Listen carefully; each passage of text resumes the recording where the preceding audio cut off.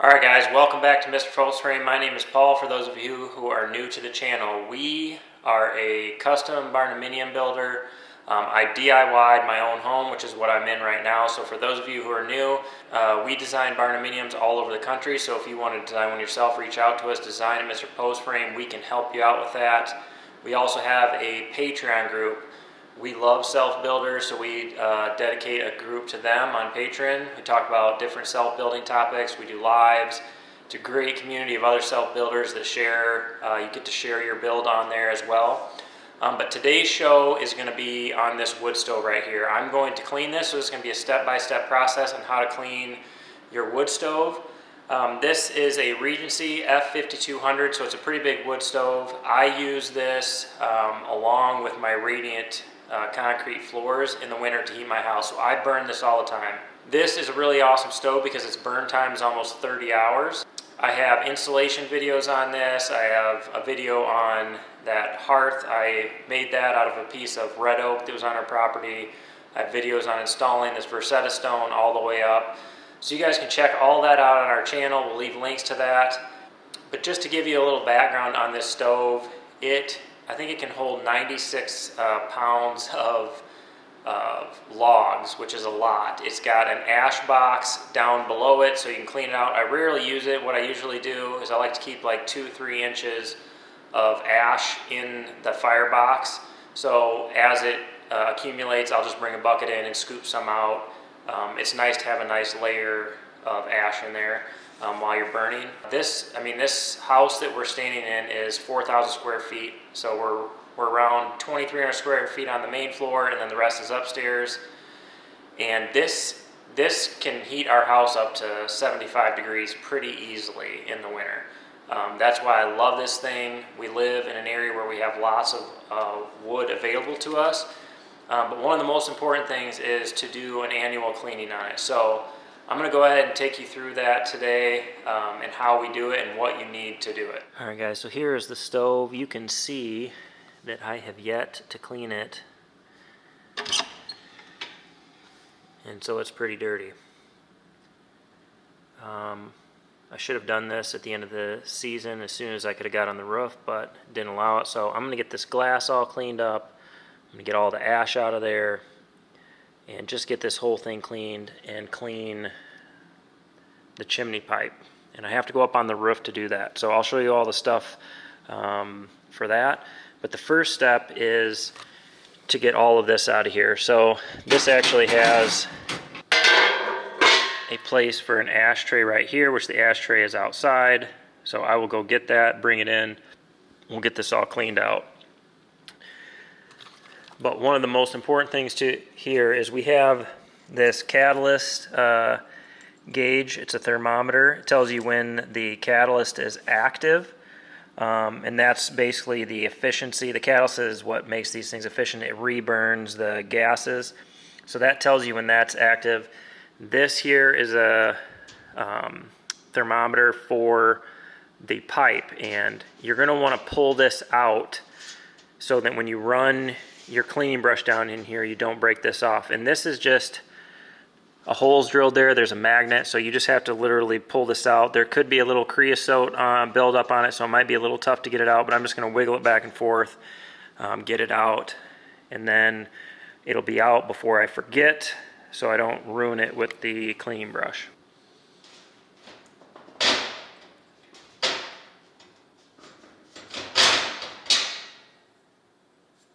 So I don't know if you can see that, but this had some creosote on it. It was pulled out a little harder than normal, but that'll happen. What happens is the smoke goes up there and it builds up on this, and then that hole is the exact size of this, so it's a pretty tight fit.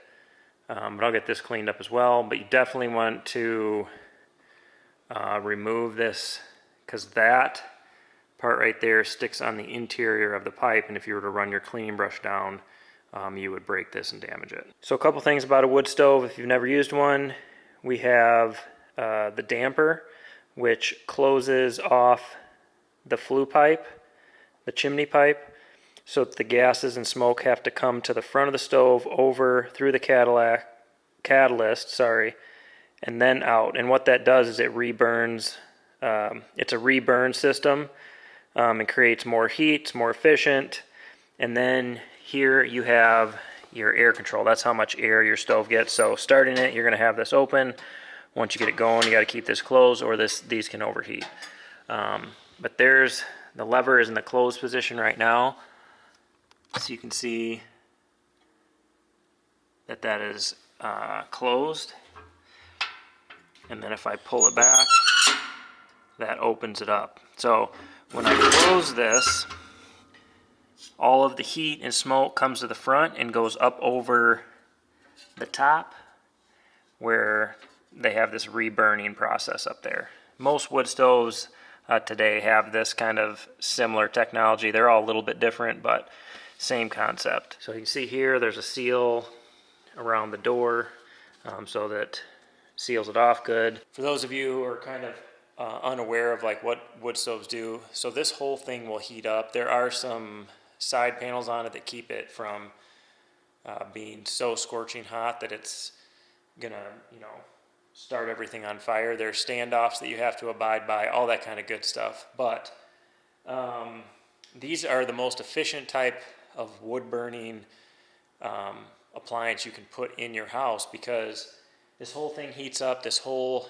chimney pipe, this is a double wall pipe, puts off heat, and so you're getting all that heat. If that was boxed in a wall like you'll typically see with like inserts or something like that, you wouldn't be able to get the amount of heat of it. Now, one thing I've had, for those of you who are like, oh, well, if you have kids, they're gonna burn their hands, which that is possible.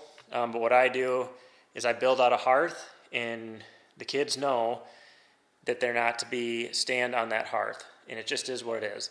The worst thing we've had happen, fortunately for us, is my son took a foam pad and melted it on the window at our last house. He was, I don't know, probably like 3 when he did that. He thought it was pretty funny. But we've had no accidents, thank God, but I'm pretty strict on not having any of them stand on this hearth. So that's what I always do when I do a wood stove, is I build out a hearth, and that way there's kind of a boundary that I can create with the kids.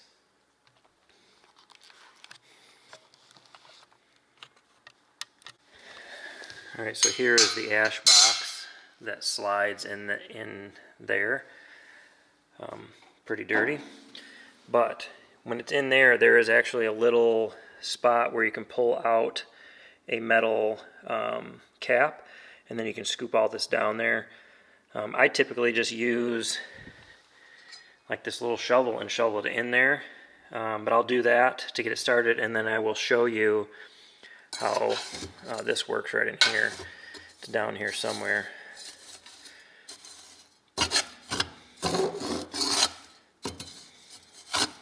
We'll dig it out. There it is right there. Cap's right there.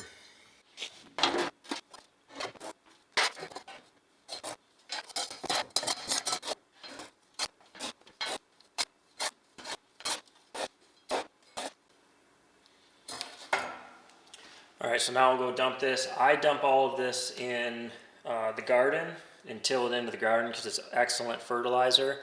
So that's what I do. You could spread it on your lawn or anything else like that too.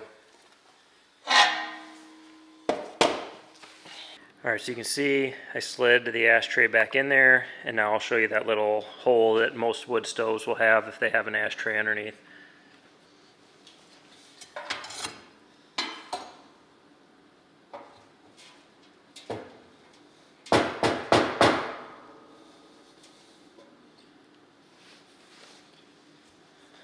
So there it is right there. I would tell you, if you're looking for a wood stove and you find one but it doesn't have this, I always thought, oh man, I have to have an ashtray. If I don't, I'm gonna hate it. But honestly, I always take the I do store the ashtray under there, but I always take it out and just shovel the stuff in there. That's just what I always do. So I wouldn't say it's a deal breaker. It's a nice thing to have, but not like a necessity.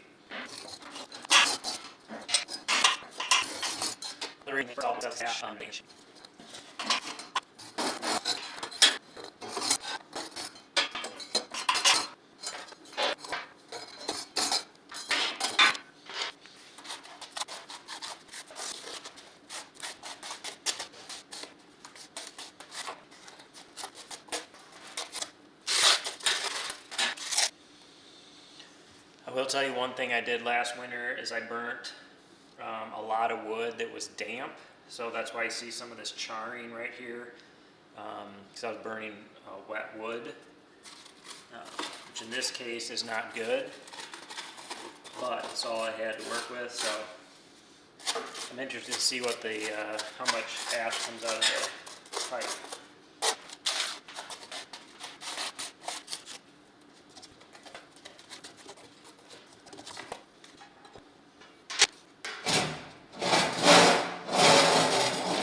Alright, I have plenty of room left in there, so I'll go ahead and clean the chimney pipe, and then I'll brush the rest of that in there. Alright, so I want to make sure that my damper's open, so when I'm pushing that brush down, the creosote, whatever's in the chimney, falls down into here. Alright guys, so you're going to need a drill and whatever size bit or fitting you need to get your chimney cap off. I installed mine and I can't even remember, so I'm going to take a couple different bits. I'm going to take a 1/4 inch driver, Phillips, but I'm pretty sure it's a 1/4 inch drive. So you'll need that. You'll need enough rod to get all the way down the chimney, depending on how tall your house is and all that kind of good stuff. I need about 30, a little over 30 feet, like 32 feet. And then you need the proper size brush. I have an 8-inch chimney, so I have an 8-inch brush. And then what you do is you feed this down into your chimney, screw on the next one, push it down, feed on the next one, so on and so forth. So I have a 5/12 roof pitch, and I put metal roofs on, so I have my cougar paws. These will be essential up there because these have magnetic bottoms, so this will just give me a little bit more grip. So you can see that's the benefit of a pair of shoes like this. I know not everybody's going to buy them, but they work out great and they give you a little bit extra stability up there on the roof. So I'll put these on, and then I actually have my lift at home. So I'm going to use my lift to take me up to the roof. Typically I would use a ladder in most cases, but my lift's actually here. That's why I'm doing this, is because it's way easier to put all my stuff in that basket, go up. Now, for a homeowner, you're not going to rent a lift and do that. You're going to have to do it off a ladder.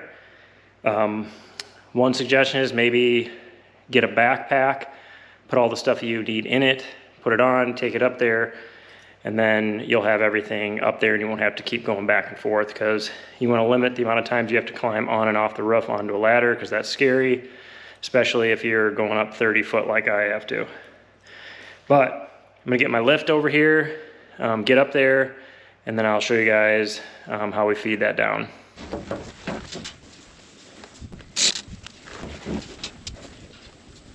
All right, I'm up here. Got my cougar paws on. I gotta get all the way over there, take that cap off. I'll bring the cap back, and then I'll take my my sticks and my brush over there.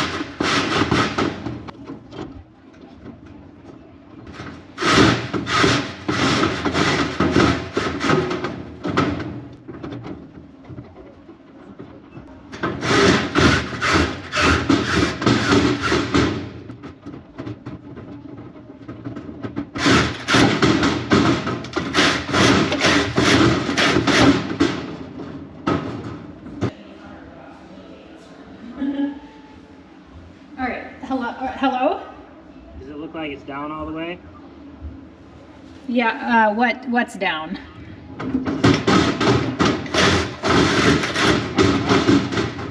Oh no, I can't see the brush, but I can hear it. It's closed. I think I'm there. I don't think I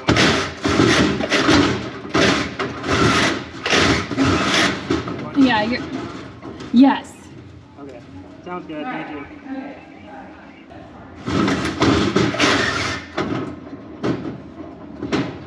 All right, so one thing that I need to talk about, I couldn't really do it because I was up on the roof and I couldn't hold the camera, but as you are pulling this rod back out and you start unscrewing each piece, make sure you have one hand on the piece that you're screwing the other one out of, because what can happen if you just start turning this, you can unscrew it down in the chimney, and if you do that, your brush and however many rods could possibly be stuck in there. So just make sure you're holding on to the bottom one and unscrew the top one. That will keep it from unscrewing in the wrong spot. Got the chimney all swept out. I got the cap down here with me.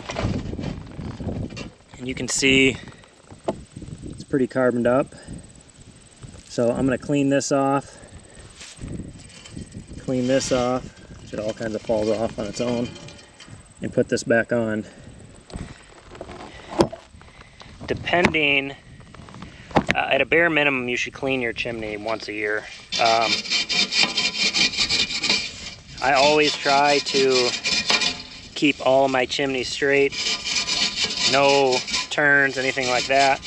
Anytime you make a turn or anything, there's more chance of buildup and more chance that the stove won't draw right. I have 18-foot ceilings and then 512 roof pitch on a 48-foot wide house, so I'm 18 and 12. I'm 30 feet length on my chimney, and I have no problem drawing. So just keep that in mind when you're doing this.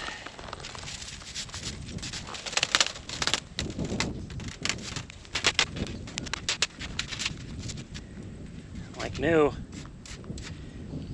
All right, I'm gonna go put this back on. First off, look at this view up here. Crazy. Got this all swept out. Probably can't even see down in there really. Good and clean. I can feel the cool air coming out of the house right now because I have the door of the wood stove open with a camera, and I can feel the AC coming out. But got this all clean. That just sits right there so animals can't, birds can't get in there. And the cap back on. I just gotta line these holes up and put my screws back in. And this will be done. It's always a good idea to make sure you're checking your sealant and stuff around here. Make sure you're still good. Everything looks good here. One regret that I have when I built this house is not sheathing the roof, only because it just adds a lot of structural integrity to it. We haven't had zero problems with this roof or anything like that, but definitely getting on and off the roof to do stuff like this, it just feels so much better when there's plywood under there. And if you're a DIY person, I know this doesn't make sense because you got to put all the plywood on, but man, putting your steel on is a breeze versus walking up your purlins and stuff like that. And it reduces your possible issue with condensation. And another thing I regret is not boxing this out and stoning it above. Now, not very many people can see it, but when I'm out here mowing the grass and stuff, I know it sounds silly, but I think it would look really cool. So sometime in the future, do have some hail damage up here. If I ever replace this roof, I'm going to sheathe it. The trusses are built strong enough for that. I might use standing seam to replace it, and then I'm going to box this chimney out. I know that's kind of has nothing to do with cleaning your chimney, but if any of you are going to build a house, think about that. Something to think about. All right, so you can see, try to block the sun. You can see how much soot came out. Really not all that much when you think about a 30-foot chimney.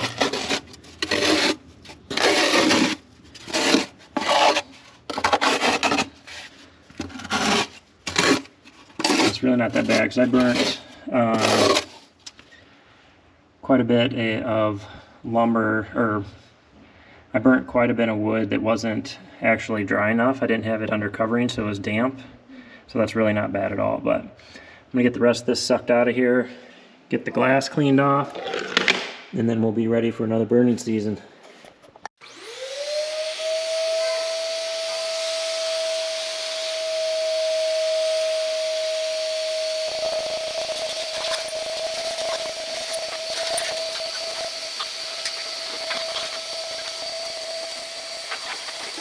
So the way I clean the glasses with magic erasers, just wet them, and then lightly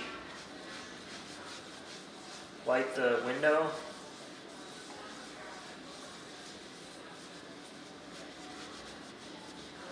Let that water soak in. You can see the stuff's coming off, so I'll go wash these out, come back, and just keep doing that, and I'll be able to get it perfectly clean.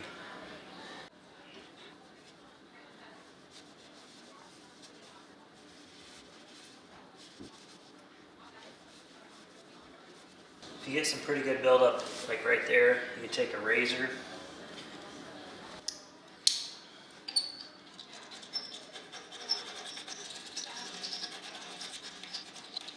Once it's wet, it usually will break down pretty good.